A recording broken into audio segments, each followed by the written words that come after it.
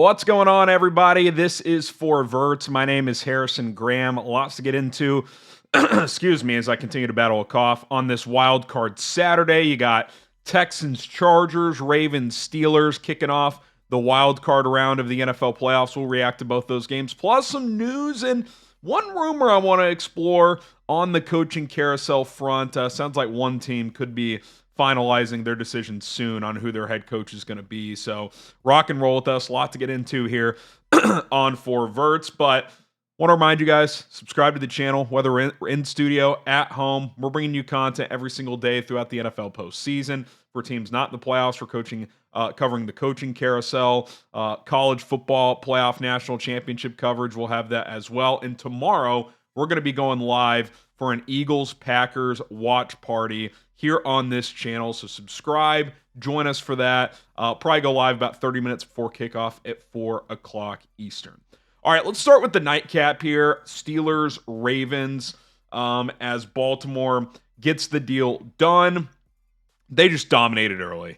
The second half was pretty even, and you would even based on the score, slightly advantage Pittsburgh 14-7. But when you get down 21-0 at halftime and Baltimore's getting the ball to start the second half, you just got no shot with the way Lamar Jackson, Derrick Henry, and that Baltimore Ravens defense is playing right now. Now, credit to Mike Tomlin, Arthur Smith, Russell Wilson. They came up with a couple of nice drives in the second half. Wilson ended up throwing for over 250 yards, a couple of nice touchdowns, but it's been an issue for the Steelers for a while now, especially during this 5-game losing streak, is they just start so slow.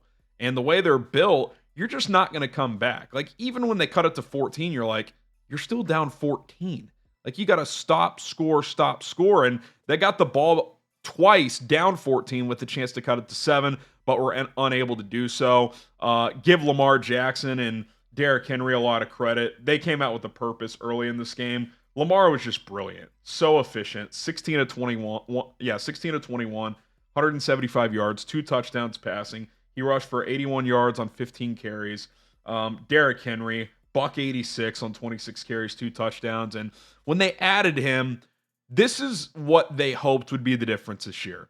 That Lamar, yes, would continue to progress, which he has this year. Easily the best year of his career as a passer under Todd Monken, which is why Monken is a head coach candidate. Bears and a couple other teams are interested.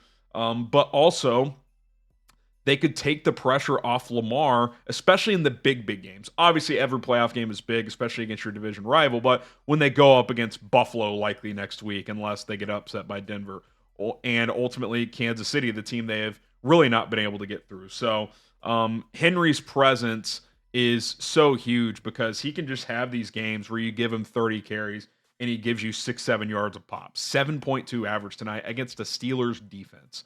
I mean, he was just bouncing off tacklers. I think I saw a stat Amazon put out, and I think the Steelers have to kind of wear this. 227 yards rushing after contact tonight. That's not a Steelers team or a Steelers performance I'm used to from a defensive standpoint. Obviously, they've been reeling.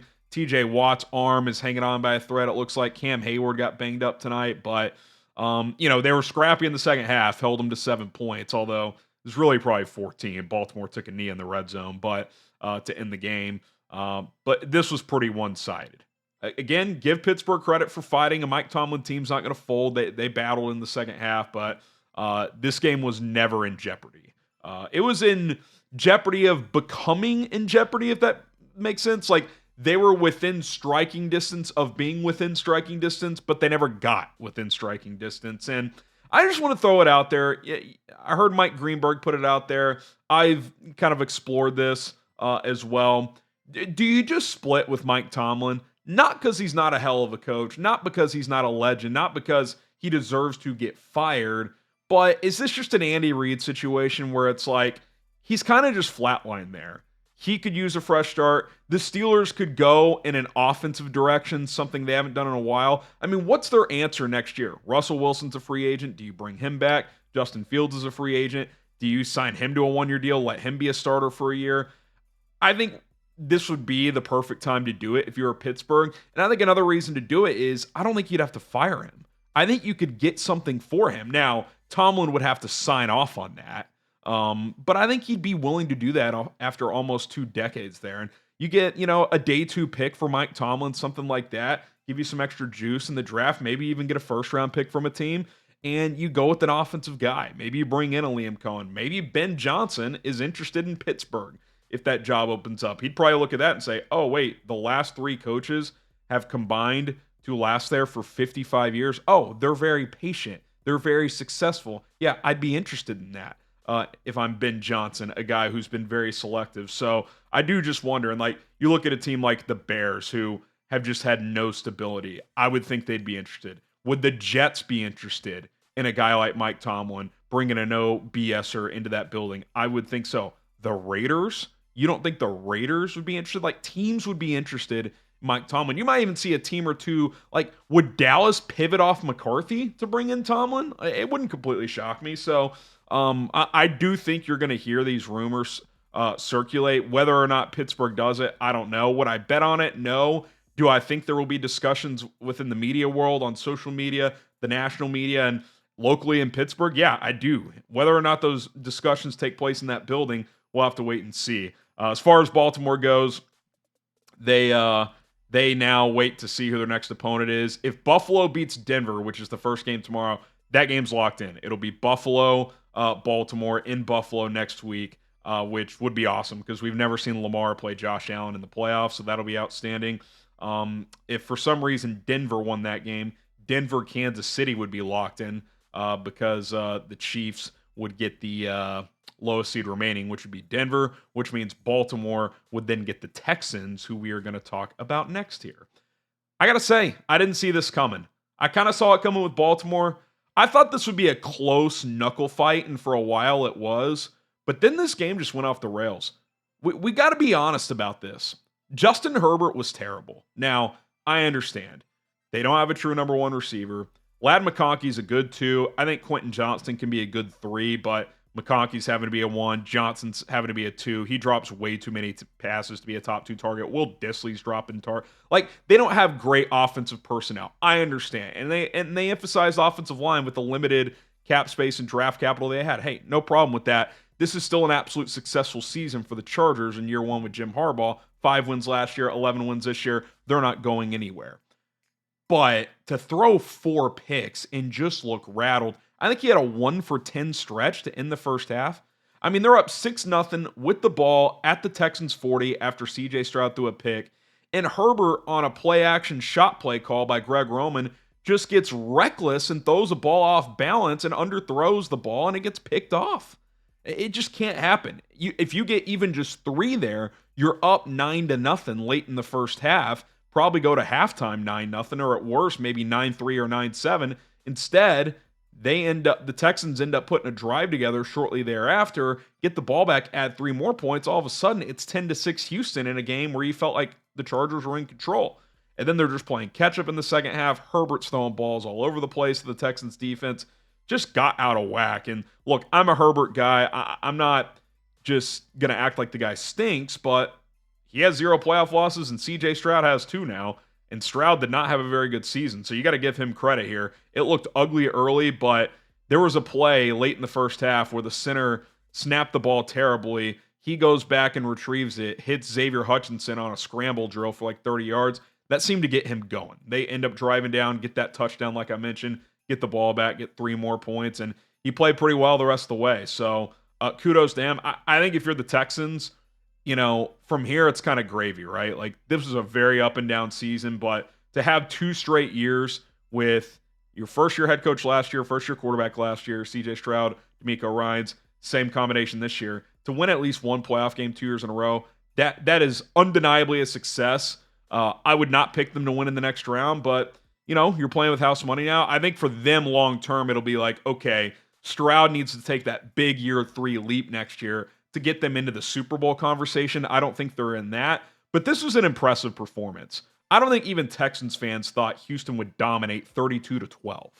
I mean, I think, this was a coin flip game. I liked the Chargers. I just thought they were playing better coming in, but they never recovered from the end of that second quarter. And for a Jim Harbaugh coach team, that was a little surprising, but I'm still buying stock in the Chargers long term. Harbaugh knows what he's doing. This is the worst roster he's going to have because now they have resources to go build up that team. I would imagine they're in on T. Higgins. Could they bring back a Keenan Allen, who's a free agent? Who knows? But nevertheless, a disappointing Herbert performance. I mean, you can't, even though they overachieved this year, you can't dismiss this game. I mean, 14 of 32, 1 touchdown, 4 picks. It's just not good enough. It's not good enough. And Harbaugh wants to run the ball.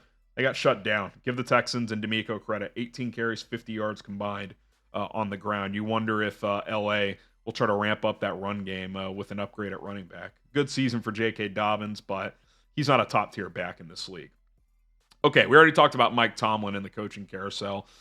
Sounds like Mike Vrabel to New England could be the first domino that falls. There's a report out of Massachusetts that contract negotiations have begun. This is from a smaller reporter, so take it with a grain of salt. But Jordan Schultz did add on to this, Fox Sports Insider, that barring something unforeseen, this is going to happen. So it wouldn't be shocking if by the end of Sunday or first thing Monday morning, there's ink on paper here, and it's announced that Vrabel to New England is a done deal. Always felt like it was going to go this way. When you have a written statement prepared for Gerard Mayo, a guy who is your coach in waiting, played for your franchise for as long as he did, someone you at least claim to have respect for, and fire him within an hour of the game ending in Week 18 and have a 1,000-word statement released about his departure, you feel pretty confident you have your guy, and clearly Mike Vrabel is that. Now, they interviewed Ben Johnson. He's a top candidate as well. Pairing him with Drake May would certainly be interesting.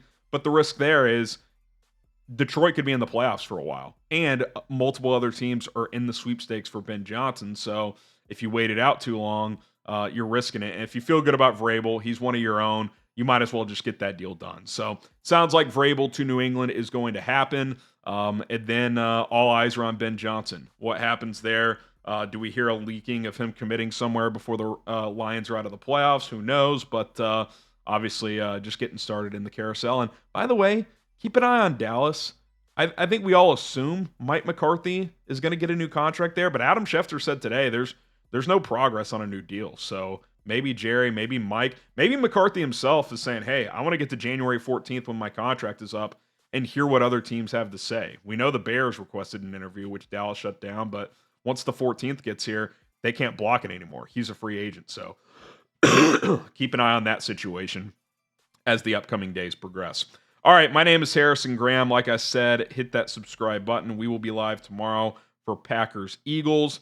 Should be a good one. Be interested to see how that game plays out.